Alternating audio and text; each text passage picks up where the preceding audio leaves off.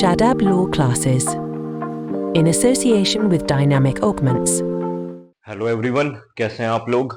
आज हम 10 important questions basically CPC के लेके आए हैं। पूरे सीपीसी के तो कवर नहीं कर रहे, मगर सीपीसी सेमेस्टर स्टूडेंट्स के लिए जो उनके इवन सेमेस्टर्स में आ सकते हैं, उनके 10 इंपॉर्टेंट क्वेश्चंस हैं। सबसे पहले, what is decree, discuss it essentials and different types of decree under CPC के। सबसे पहले तो डिक्री क्या है, ये आपको सेक्शन 2 क्लास 2 में भी दिख जाएगा।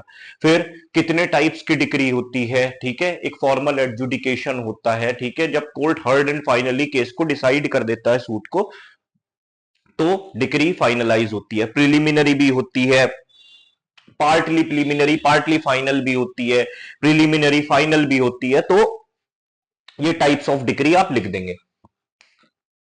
इसके बाद आता है question number 2, explain the concept of cost with relevant judgement. देखिए, कॉस्ट, इसके लिए सेक्शन नंबर 35, 35A, 35B, ये तीनों आप पढ़ें। देखिए, सलीम एडवोकेट, ठीक है, state of Tamil Nadu versus Salim advocate, ये जो केस आया था, इसके अंदर कोर्ट ने ये बात कही कि अब अगर जैसे आप एडजॉर्नमेंट्स पे एडजॉर्नमेंट्स ले रहे हैं, जो कि तारीख पे तारीख है, तो कोर्ट कहता है कि आप अगर इतनी ज्यादा डेट्स लगवा रहे हैं तो एक इंपोजिशन ऑफ हैवी कॉस्ट होना चाहिए आप पे, ठीक है। फॉल्स एंड वेक्सेशियस अगर आपका कोई क्लेम है, या फिर आप डिले कर रहे हैं प्रोसीडिंग्स के अंदर, ठीक है, तो क्या है, तो इसी तरीके से 3000, 5000, 35A, 35B इसी की ही बात करता है कि कितना आप पे कॉस्ट इंपोज होना चाहिए, और किस किस चीज का, हर चीज का, ए से लेके जेड तक, कोई भी चीज अगर आपका खर्चा हुआ है, जो पार्टी हारती है वो सारा का सारा कॉस्ट पे करती है दूसरी पार्टी को। बात समझ में आ गई, ठीक है जी। तो ये आपको कॉस्ट पूरा का पूरा आना चाहिए। Which court can execute the decree and also explain the territorial jurisdiction. भाई एक बात बताइए, जो डिक्री कोर्ट होता है, आप सबसे पहले एग्जीक्यूशन की एप्लीकेशन उसी कोर्ट में लगाते हैं, क्योंकि फर्स्ट इंस्टेंस पे जो कोर्ट ऑफ फर्स्ट इंस्टेंस होता है, वो ही कौन सा कोर्ट होता है, आपका एग्जीक्यूटिंग कोर्ट होता है। भले ही वो बाद में ट्रांसफर कर दे किसी और एग्जीक्यूटिंग कोर्ट को, बात अलग है, मगर पहले इंस्टेंस पे वो ही रहता है, ठीक है। तो टेरिटोरियल जुरिस्डिक्शन की बात आप उसी लिहाज से करेंगे इसके अंदर, ठीक है। आइए आगे, तो इसके अंदर सेक्शन नंबर 36, 37, 38 ये भी आप अगर पढ़ लें तो आपके लिए बेहतर है, ठीक है। Difference between order, judgement and decree, इस पे तो मैंने एक वीडियो भी बना रखी है, ठीक है, कि ऑर्डर, जजमेंट और डिक्री के बीच में, वो मेरी वीडियो आप जाके देखें, सॉलिड वीडियो है, दो से आई थिंक 3, 3.5, 4 मिनट की वीडियो है, एकदम समझ में आ जाएगी आपको, ठीक है। इसके बाद हम आते हैं अपने पांचवें क्वेश्चन पे, what are the various modes of execution. Section number 51 को इसे रेफर करें आप, सीपीसी के वेरियस मोड्स। आप खुद सोचिए क्या मोड्स हो सकते हैं एग्जीक्यूशन के, कि भाई अटैचमेंट भी कर सकते हैं, रिसीवर अपॉइंट कर सकते हैं, अरेस्ट कर सकते हैं, ये सारे डिफरेंट मोड्स ऑफ एग्जीक्यूशन है। सेल कर सकते हैं उसकी प्रॉपर्टी को, कि एग्जीक्यूट कैसे होगी डिक्री।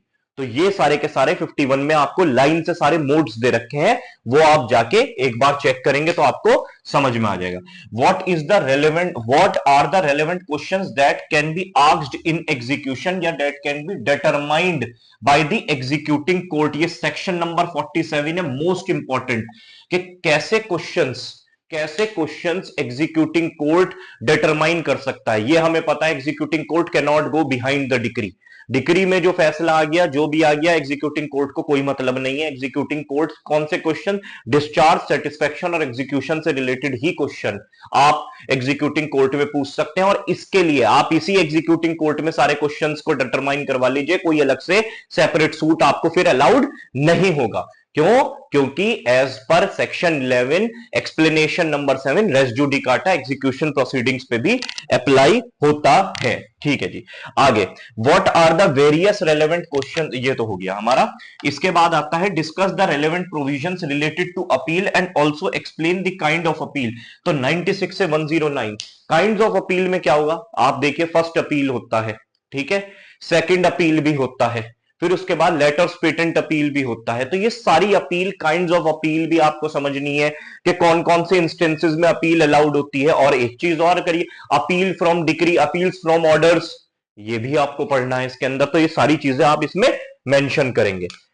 अब आता है 8, difference between reference review revision, 113, 114, 115। Done, बिल्कुल इजी तरीके से 113, 114, 115 reference to high court, review same court में होता है जिसने डिग्री पास की है। रिवीजन ऑर्डर्स के ऊपर, कौन से, नॉन इंटरलोकेटरी ऑर्डर्स के ऊपर रिवीजन अलाउड होता है। इस पे भी मेरी वीडियो है, प्लीज आप जाके चेक कर सकते हैं।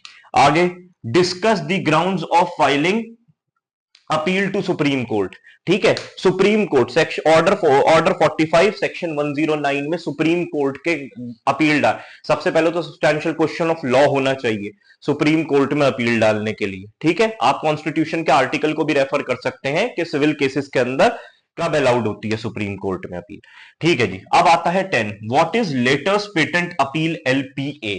मान के चलिए लेटर्स पेटेंट अपील का मतलब यह होता है जब single bench judgement high court ने दिया है तो आप डिविजनल बेंच के पास उसी हाई कोर्ट में जब डालते हैं तो उसे हम लेटर्स पेटेंट अपील कहते हैं। इसे और डिटेल में समझ के आप लिखने की कोशिश करिए। तो ये हमारे 10 मोस्ट इंपॉर्टेंट CPC पार्ट 2 कहूंगा मैं।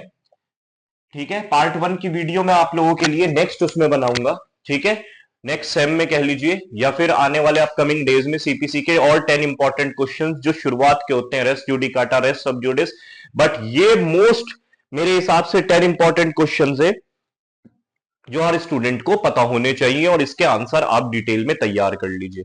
ठीक है, आई होप आपको ये वीडियो बहुत अच्छे से समझ में आई होगी। Till then, all the best.